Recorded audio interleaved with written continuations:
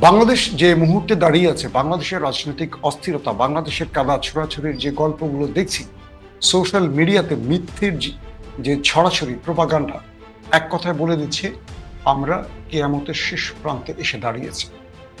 এই মুহূর্তে সত্য কোনটা, মিথ্যা কোনটা বোঝা কঠিন। এই মুহূর্তে সবচেয়ে বেশি বড় যারা অপরাধী, ধরেন চোর, ডাকাত, লুটেরা, চাঁদাবাজরা সবচেয়ে বেশি সাধু সাজছে, আর যারা মোটামুটি নীতিবান, ভালো বা সৎ পথে থাকার চেষ্টা করছে তাদেরকে সবচেয়ে বড় অপরাধী তৈরি করা হচ্ছে। আপনারা একটু সাহস করে যাবেন, এখন আর ভয় পাওয়ার কিছু নাই। এই অবৈধ সরকারের, এই রাজাকারদের সরকারের সময় শেষ হয়ে এসেছে। আপনারা কুত্তা লীগ যারা যারা আছেন, যে ছাত্রলীগ থাকতেন, ছাত্র বলা যায় না, যে লীগের পোলাপেলগুলো আছেন, আপনাদের জন্য বসে আসি। আর আপনারা তো অনেকে আমাকে মেসেজ করেন, মানে আমার ইনবক্স পুরো ফুল, আমার বিভিন্ন কমেন্ট বক্সে সব জায়গায় ফুল হয়ে রয়েছে। এটা দেখে যে ঘুরে ফেলছে যে তুই আসিস, করে দেখে নিবো, তুই একদিন ধরে পাই আনি। আজকে এই যে এখানে পুরো একা, আমি পুরো একা এই জায়গায়, যদি কেউ ক্যামেরা ঘুরে তাদের পুরো একা, আমি তোমাদের জন্য বসে আসি। আসেন আপনারা। জনাব তারেক জিয়া সাহেব দ্বিমতকে প্রকাশ করার জন্য, দ্বিমতকে উৎসাহিত করার জন্য উনি ওনার নিজের ক্রিটিসিজম কার্টুনকে শেয়ার দিচ্ছে, আবার একই সাথে উনার নেতা কর্মীরা আমাদেরকে বান্দির বাচ্চা বলে গালি দিচ্ছে।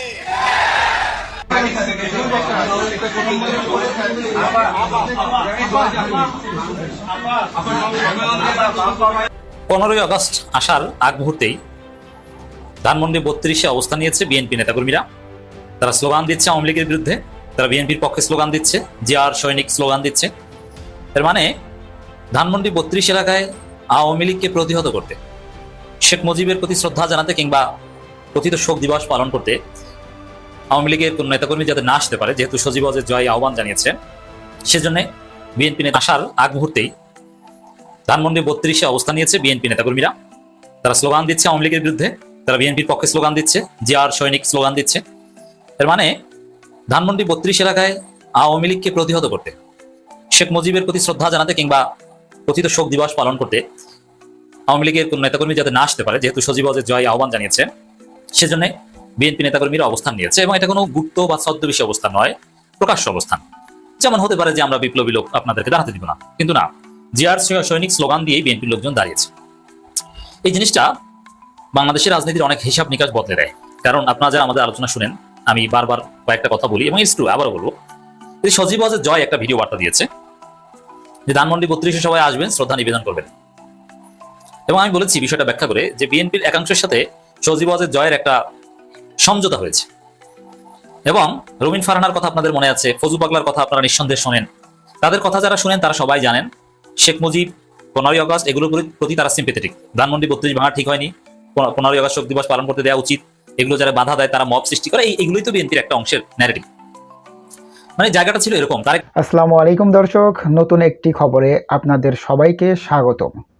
আশা করছি আপনারা ভিডিওর শুরুটা দেখেই বুঝতে পেরেছেন আজকের নিউজটা ঠিক কতটা গুরুত্বপূর্ণ হতে চলেছে এবং ঠিক কোন দিকটাকে ইঙ্গিত করছে। তাই বলবো দর্শক, যারা ভিডিওটি দেখতে শুরু করেছেন তারা অবশ্যই নিউজটি না টেনে সম্পূর্ণ মনোযোগ সহকারে দেখবেন, তাহলে এই বিষয় সম্পর্কে আসল তথ্যগুলো জানতে বা বুঝতে পারবেন। তো প্রিয় দর্শক, আমি আর কথা বাড়াবো না। ভিডিওর শুরুতে আপনাদের যেই ভিডিওগুলোর অংশবিশেষ দেখিয়ে শুরু করেছিলাম, সেই ভিডিওগুলোর বিস্তারিত আলোচনা দেখব। তবে তার আগে অনুরোধ, যারা এখনো চ্যানেলটি সাবস্ক্রাইব করেননি সকলে চ্যানেলটি সাবস্ক্রাইব করে পাশে থাকা বেল আইকন বাজিয়ে দিন। আর যারা ইতিমধ্যে সাবস্ক্রাইব করে রেখেছেন তাদেরকে অসংখ্য ধন্যবাদ। প্রিয় দর্শক, চলুন একটি লাইক দিয়ে আমরা ধারাবাহিকভাবে সবগুলো ভিডিওর বিস্তারিত আলোচনা দেখে আসি। রহমান কিন্তু ইচ্ছা করে রবিন ফারহানা, ফজু পাগলা কিংবা এই হাবিবদের সুযোগ দেন। কেন সুযোগ দেন? সুযোগ দেন বেসিক্যালি এই কারণে যে এর মধ্য দিয়ে আওয়ামী লীগের যে ভোট রয়েছে বাংলাদেশে, কিছু ভোট বিএনপি পায় কিনা, এই জন্য তারেক রহমান এই সুযোগটা দেয়। এবং আমি এটাও বলেছিলাম যে বিএনপি যদি পারে, ঝুঁকি নিয়ে বিএনপির কেউ ওই ফজু পাগলা টাইপের 2-1 মাথা পাগল নেতা যদি সাহস করে, in spite of having post position in BNP, যদি 15ই আগস্ট শ্রদ্ধা নিবেদন করতে যেতে পারে বা জাতীয় শোক দিবস পালন করে, তাহলে বিএনপি হিট। বিএনপির 12% ভোট 10% মারা যাক, আওয়ামী লীগের 7% ভোটের 4% তারা পাবে। আওয়ামী লীগের মন জয় করতে পারবে। আওয়ামী লীগের মন জয় করার একটা রাজনীতি বিএনপি করছে, যেহেতু আওয়ামী লীগের ভোটার অবশ্যই একটা ফ্যাক্টর, কোনো সন্দেহ নেই। তো দর্শক, এই জায়গায় এরকম একটা আশঙ্কা ছিল, কিন্তু আমরা দেখতে পেলাম উল্টো চিত্র। আমি আলোচনা করছি 14ই আগস্ট রাতে, 15ই আগস্ট অথবা রাত 12টার পর যখন ট্রিবিউট দেখাতে ওখানে লোকজন যাওয়ার কথা, তার আগেই বিএনপি নেতাকর্মীরা ওখানে স্থান নিয়েছে এবং সরকারি বাহিনী বা রাষ্ট্রীয়ভাবেও ওই জায়গা ব্যারিকেড দেওয়া হয়েছে যাতে ওখানে কেউ শোক জানাতে আসতে না পারে। এর মানে রাষ্ট্রীয় এবং পলিটিক্যাল দুই ধরনের প্রতিরোধ ওখানে হবে, বোঝা গেছে। এবং অন্যান্য জনতা তো ওখানে অবস্থান নিবে। কেউ যদি শ্রদ্ধা জানাতে আসে তাহলে পুলিশই ঠেকিয়ে দেবে, এবার সাধারণ জনতার বা বিপ্লবীদের প্রয়োজন আছে বলে মনে হয় না। এখন এই যে বিএনপি নেতাকর্মীদের অবস্থান, সেখানে দাঁড়িয়ে স্লোগান, আওয়ামী লীগকে প্রতিহত করতে আসার স্লোগান, এটার মানে কি? এটার একটা অর্থ হচ্ছে যে আসলে বিএনপির একাংশ বা তারেক রহমান যতই আওয়ামী লীগের ভোট পেতে আওয়ামী লীগকে সন্তুষ্ট করা, শেখ মুজিবের গুণকীর্তন, শেখ মুজিব পূজা তারেক রহমান যতই করার অনুমতি দিক না কেন ফজু পাগলাদের, অবশ্যই তারেক রহমান অনুমতিতেই তারা করছে, এটা যতই করুক না কেন এটা আসলে কার্যকর হবে না। এর কারণটা কি? দেখেন, তেল পানি যেরকম মিশে না, কিছুক্ষণ মিশে আবার আলাদা হয়ে যায়, আওয়ামী লীগ বিএনপি সেরকম মিশবে না। দুই দলই চাঁদাবাজ, দুই দলই সন্ত্রাস, তারপরে মিশবে না। কেন মিশবে না? দেখেন, আওয়ামী লীগের রাজনীতি হচ্ছে চাঁদাবাজি করা, ধরো মারো খাও, এই বন্দোবস্তের রাজনীতি। বিএনপি রাজনীতি সেম, কোনো পার্থক্য নেই। কিছু আদর্শিক বিষয় সেই সোভিয়েত আমলের ছিল, যে রহমান বাংলাদেশি বলতেন আর ওরা বাঙালি বলতো, কিন্তু এখন এগুলো নেই। এখন আওয়ামী লীগ বিএনপি রাজনীতি হচ্ছে চুরি চামারি, লুটতারাস এবং গুন্ডামির রাজনীতি। তো দর্শক, এই জায়গাটায় বিএনপি আওয়ামী লীগ মিশে থাকতে পারে না, কারণ যদি অনুকূল পরিবেশ পায় তাহলে বিএনপির লোকজন ইচ্ছা মতো খাবে, পাবলিক টয়লেট থেকে শুরু করে টেম্পো স্ট্যান্ড সব জায়গায় খাবে। আর আওয়ামী লীগের লোকজন যদি অনুকূল পরিবেশ পায় তারা খাবে। এখন দুই দলই যেহেতু খাবে, একসাথে তো আর ভাগ বাটোয়ারা করে খেতে পারবে না। খাওয়ার জিনিস আছে 10টা, খাওয়ার প্রার্থী আছে 90 জন, এর মানে বাকি 80 জন বঞ্চিত হবে। তুই 80 জন কি করবে? তো এই জন্যে আওয়ামী লীগ বিএনপি দুই দলে যেহেতু খাওয়া খাওয়ি দল, এই দুই দল মিলবে না, অনিবার্য মারামারি। আচ্ছা দেখেন, বিএনপি তো সেম, তাই না? কিন্তু বিএনপি দুই গ্রুপেই মারামারি হয়, প্রায় 150+ হত্যাকাণ্ডের ঘটনা কেন ঘটলো? খাওয়া খাওয়ি নিয়ে, চাঁদাবাজির ভাগ বাটোয়ারা নিয়ে। তো সেখানে নিজেদের মধ্যেই ছাড় দেয় না, নিজেরা নিজেদেরকে পাথর মেরে হত্যা করে। সেখানে আওয়ামী লীগ বিএনপি আদর্শ ওগুলো সব ভুয়া কথা, তাদের কাছে মুক্তিযুদ্ধ অমুক্ত এগুলো সব চাপাবাজি। মূল হচ্ছে চাঁদাবাজি, কে কত দুর্নীতি চুরি চামারি করতে পারে। তো এই জায়গাটায় আওয়ামী লীগ বিএনপি মিলে না। যেমন সাপোজ যদি হয় যে বাংলাদেশে জামাত ইসলামী ক্ষমতায় আসছে, এখন জামাতকে ঠেকাতে বিএনপি আওয়ামী লীগ জোট করে মাঠে নেমেছে, জামাতকে ক্ষমতা থেকে নামালো, নামানোর পর কয়েক সেকেন্ডের মধ্যে ওই যে টেম্পো স্ট্যান্ড আর পাবলিক টয়লেট এগুলো কে দখল করবে? এটা নিয়ে আওয়ামী লীগ বিএনপি যে জোট করে জামাতকে নামালো, সেই জোটের দুই শরিকদের মধ্যে মারামারিতে বাংলাদেশের রক্ত গঙ্গা বয়ে যাবে। হাজার হাজার মানুষ কয়েক সেকেন্ডের মধ্যে হত্যাকাণ্ডের শিকার হবে, যে আমি আওয়ামী লীগ তুমি বিএনপি একসাথে জামাতকে হটাইছি, এখন টেম্পো স্ট্যান্ড আমি খাবো, এটা আমি খাবো না তুমি খাবো, এটা নিয়ে মারামারিতে হাজার হাজার লোক মারা যাবে। আদর্শিকভাবে আওয়ামী লীগ বিএনপি জোটের দরকার নেই, আদর্শিকভাবে আওয়ামী লীগ বিএনপি একই, ওদের কার কোনো আদর্শই নেই। ওদের আদর্শ হচ্ছে ধরো মারো খাও, ওদের নিজস্ব কোনো ভয় নেই। এরা যে কত নিচে নামতে পারে তা তো দেখবেন। যেই বিএনপি সারা জীবন বাঙালি জাতীয়তাবাদের বিরুদ্ধে রাজনীতি করছে, তারা এখন বলছে তুমি কে আমি কে, বাঙালি বাঙালি। যেই বিএনপি সারা জীবন রাজাকার নিয়ে রাজনীতি করছে, যাদের রাজনীতি হচ্ছে রাজাকারদের সাথে নিয়ে, তারা এখন বলছে তুই রাজাকার, পাকিস্তান যা, তুই পিন্ডির দালাল। তা কত নিচে নামতে পারে? এর মানে কি? তাদের কোনো আদর্শ নেই, যখন যা প্রয়োজন যে পাতে খায় সেই পাতে হাগে। এটা হচ্ছে বিএনপি আওয়ামী লীগ। জামাতের সাথে একসময় চলছে না আওয়ামী লীগ, আবার সেই জামাতকে হত্যা করেছে। বিএনপি সারা জীবন জামাতের সাথে চলে, এখন জামাতকে গালি দেয়। মানে এদের কি আদৌ কোনো আদর্শ আছে? নাই। তো এই জায়গাটায় 15ই আগস্ট যেটা ঘটছে, এটা বাস্তবতার একটা রিফ্লেকশন। এটা হয়তোবা সাময়িক উত্তেজনা থেকে কয়েকজন অতি উৎসাহী হয়ে আওয়ামী লীগকে ঠেকাতে গিয়েছে, কিন্তু রিয়ালিটি এটাই যে আওয়ামী লীগ বিএনপি আসলে মিলবে না।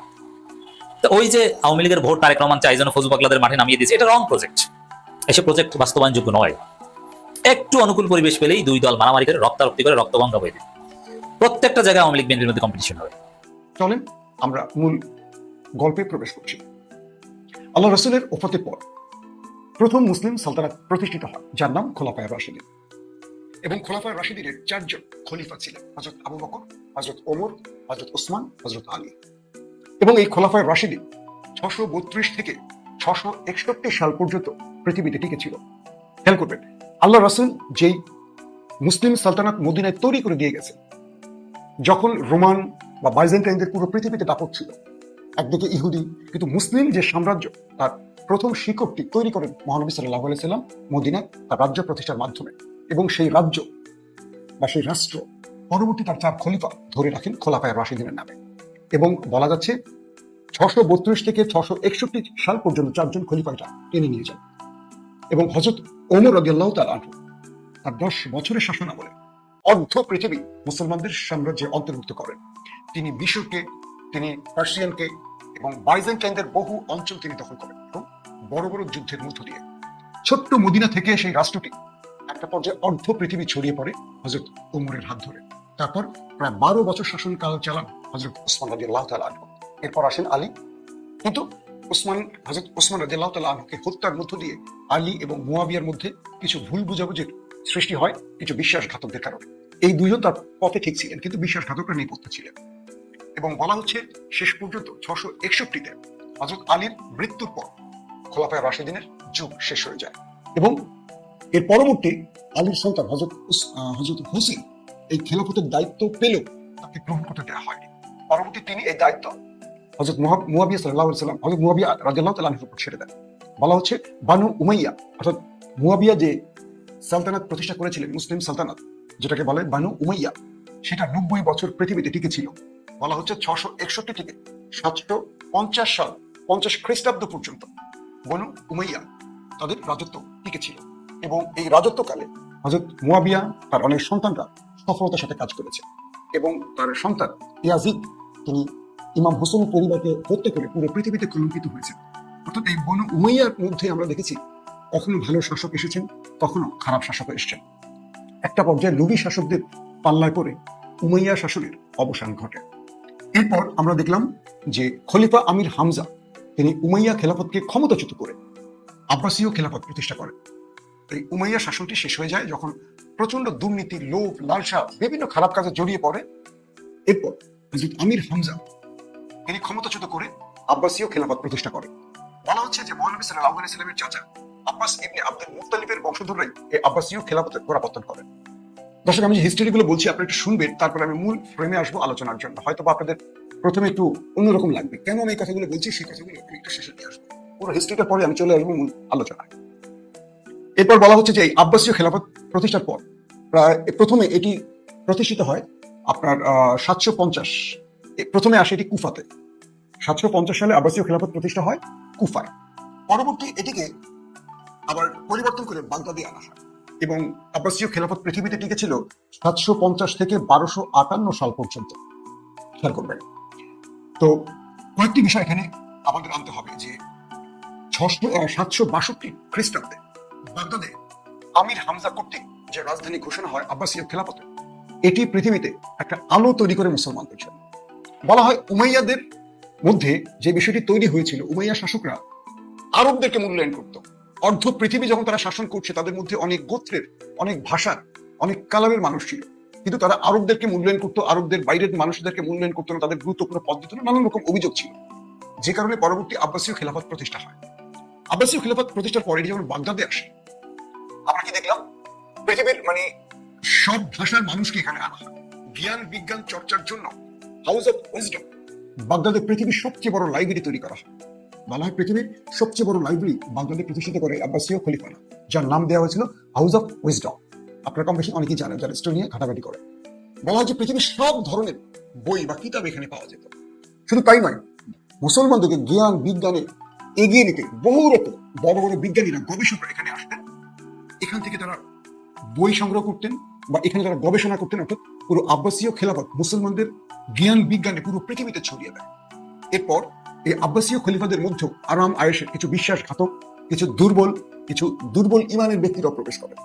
তো দেখা যায় যে আব্বাসীয় খেলাফতের একটা সময় ভেতরে নানান রকম সমস্যা তৈরি হয়। তারপর তুর্কি জাতি গোষ্ঠীর একটি বিশাল গোষ্ঠীকে দিয়ে সেনাবাহিনী তৈরি করেন আব্বাসীয়রা নিজেদের মসনদ পাহারা দিতে। বলা হয় সেলজুকদের এই দায়িত্বটা দেওয়া হয়। তো কয়েকটি সূত্রে বা কয়েকটি বর্ণনা, একটি হলো যে তুর্কি জাতিগোষ্ঠী আব্বাসীয়দের পতন করে তারা ক্ষমতা দখল করে। আর কিছু বর্ণনায় ঐতিহাসিকদের বর্ণনা বলে আব্বাসীয় খলিফাদের শেষের দিকে কিছু দুর্বল, কিছু লুভি, বিভিন্ন রকম হয় না যে একটা রাজার বংশধরের দেখবেন যে ওসমানী সালতানাত 650-700 বছর টিকে ছিল, সব শাসকরা ভালো ছিলেন না। কিছু মধ্যপ ছিল, নারী ভোগী ছিল, আবার কিছু খুব ইমানদার ছিল, এরকম। তো শেষ সময় এসে সেলজুকরা তারা রক্ষা করতে চেয়েও পারেনি। তারা আব্বাসীয়দের খলিফা হিসেবে মেনে নিল আব্বাসীয়দের কিছু ভুল ছিল, এটা কিছু ঐতিহাসিকরা বলে।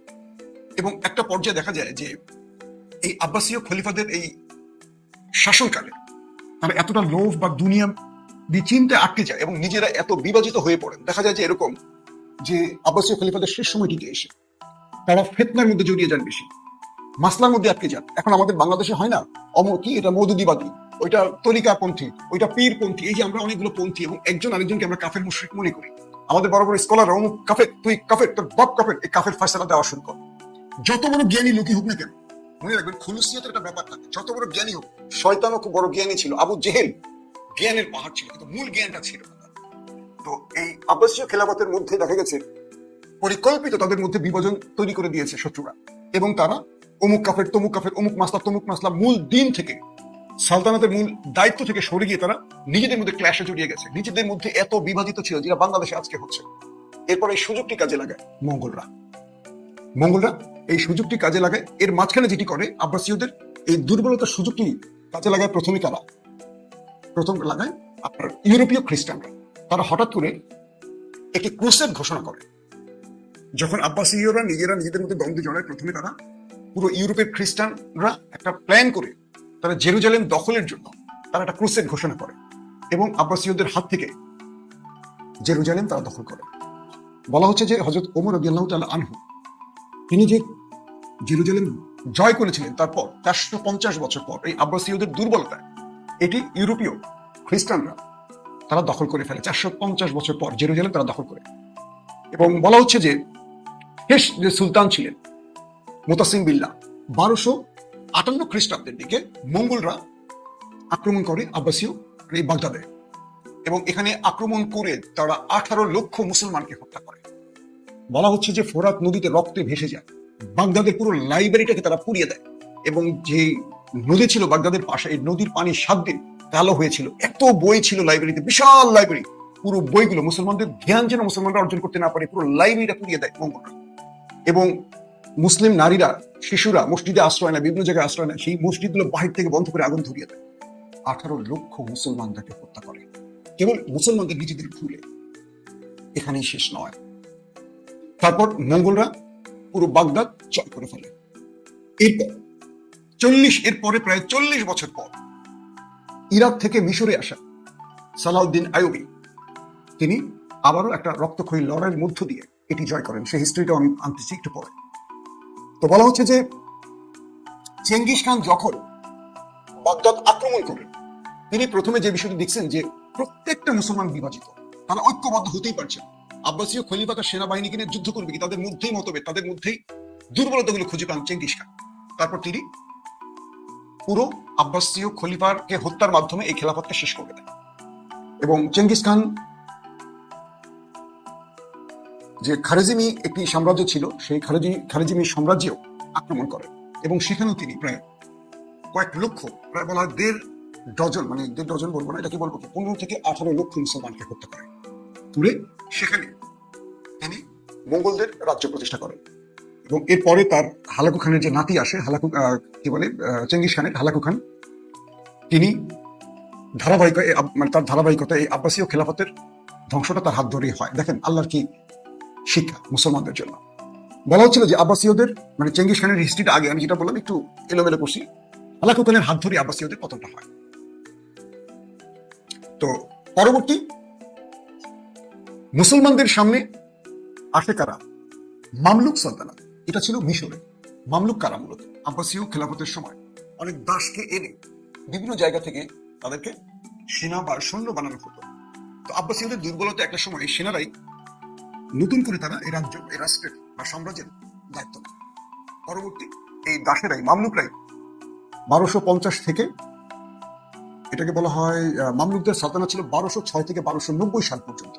এটা 2 ভাগে ছিল মামলুক সালতানাত। একটি ছিল দিল্লিতে কুতুবউদ্দিন আইবেকের মাধ্যমে দিল্লিতে একটি, আরেকটি ছিল মিশর ও সিরিয়াতে। তো আইয়ুবীয় বংশের পতনের পর এখানে এই মামলুক প্রতিষ্ঠিত হয়, অর্থাৎ এই সালতানাত প্রতিষ্ঠা হয়। দর্শক, মামলুক সালতানাতের একটা উত্থান এবং এই মামলুকরাই পরবর্তী। দর্শক, আশা করি সবগুলো ভিডিওই আপনি মনোযোগ সহকারে দেখেছেন। সেই সাথে দর্শক, এই ভিডিওগুলো সম্পর্কিত যদি কোনো তথ্য বা মতামত থাকে তাহলে অবশ্যই কমেন্টস করে জানিয়ে দিন। এতক্ষণ সাথে থাকার জন্য ধন্যবাদ। আবার দেখা হবে আগামী ভিডিওতে কোনো নতুন টপিকস নিয়ে। সকলের সুস্বাস্থ্য কামনা করে বিদায় নিচ্ছি। আল্লাহ হাফেজ।